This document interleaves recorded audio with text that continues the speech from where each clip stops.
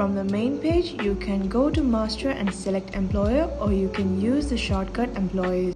You will see a list of current employees and their code name John, Christina, and Abu. To add a new employee, click the Add Employer icon. An employer card will appear automatically since there is already 5 employers. This will be the 6th. Enter the new employer name, Danish.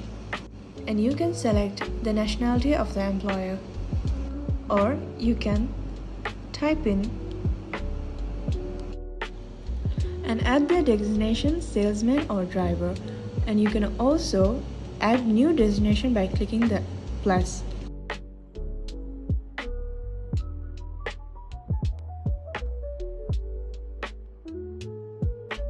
Create a username, Danish, and assign a password and confirm it. Make sure to active the employee by selecting active so they can log in. Finally, save the details and you will see the new employee listed along with the others. And that's how you register an employee in Gozzbe.